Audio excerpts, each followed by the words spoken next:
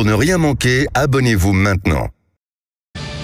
Et en économie, c'est pas mieux, hein, bien souvent. On n'est pas forcément meilleur.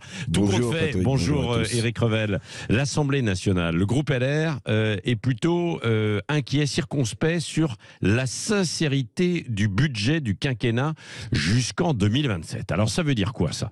Que l'actuelle loi sur les finances publiques n'est pas prête d'être votée? De quoi s'agit-il? Qu'on comprenne bien. Oui, écoutez, la question qui se pose, c'est sincère ou pas sincère les prévisions budgétaires pour la période 2023 à 2027. Hein. Vous savez, on envoie un cadrage budgétaire à Bruxelles. Bon, voilà, c'est une obligation. Et puis on regarde quelles sont les hypothèses et qu'est-ce qu'on nous annonce en fait. Vous voyez, en creux. Bon, on peut le dire maintenant. Les belles promesses d'Emmanuel Macron vis-à-vis de Bruxelles ou de Bruno Le Maire d'ailleurs vis-à-vis des Français. On peut se poser la question. Oui, on peut vraiment s'interroger. Toutes ces promesses seront-elles tenues?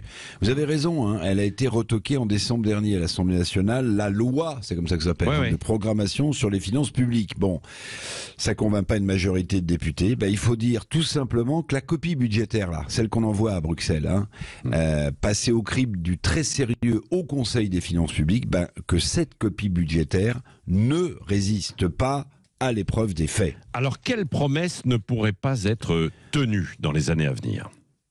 Alors concrètement, je vais essayer d'être concret, vous allez voir, c'est quand même, il y a de quoi se tirer les cheveux un peu sur la tête. Concrètement, ça veut dire par exemple que les baisses d'impôts nouvelles annoncées, vous savez, par Elisabeth Borne, récemment encore, n'auront sans doute pas lieu pour les classes moyennes. Concrètement, ça veut dire, quand on lit ce texte, qu'il n'y aura rien pendant sans doute 5 ans sur les fameux droits de succession. Vous savez, c'était quasiment un engagement du président de la République.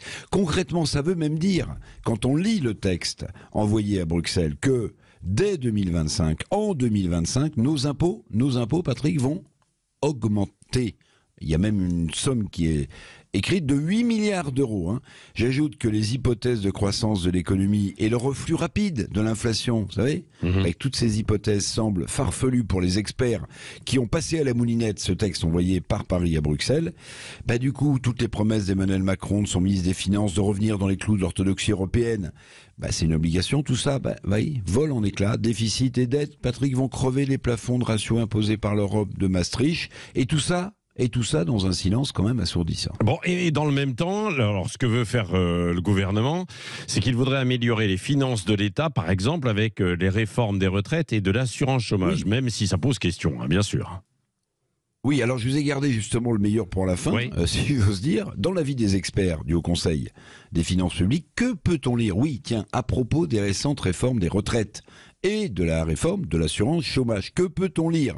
Je vous donne la phrase, puis après je vous la traduis. Alors on peut lire que les économies prévisibles sur la réforme des retraites et sur celle de l'indemnisation chômage, que ces économies sont, écoutez bien, inférieures à l'augmentation de la charge d'intérêt de la dette publique. Je traduis. Ça veut dire que l'envolée des dépenses publiques qui génère des emprunts, oui, parce qu'on finance notre dette par des emprunts, ça génère, vous savez, des agios, ce qu'on paye quand on est à découvert. On est à découvert en France. Ça veut dire que la somme des économies produites par la réforme des retraites et par celle de l'assurance chômage ne sont pas suffisantes pour compenser les agios qu'on doit sur notre dette et donc la progression des dépenses publiques. Fantastique quand même, non, résultat. Et pour y mettre bon ordre, je vous le rappelle, Emmanuel Macron, vu le contexte social, il est bloqué dans les réformes, donc c'est pas de là qu'il faut chercher notre salut. Tout ça va sans doute entraîner une hausse des impôts. Alors juste le constat, pendant que l'Assemblée nationale vote nuitamment, ça s'est passé cette nuit, l'obligation du drapeau européen pour les communes de plus de 1500 habitants. Pendant ce temps-là, on n'en parle pas, Patrick, mais la dette et nos problèmes budgétaires s'additionnent, mais ça, c'est peut-être à la fois trop compliqué et le gouvernement compte là-dessus pour nous jeter en pâture des sujets qui sont pas fantastiques et qui sont pas importants comme le drapeau européen sur les mairies de plus de 1500 habitants, mais qui occupent les esprits. Allez, merci Éric.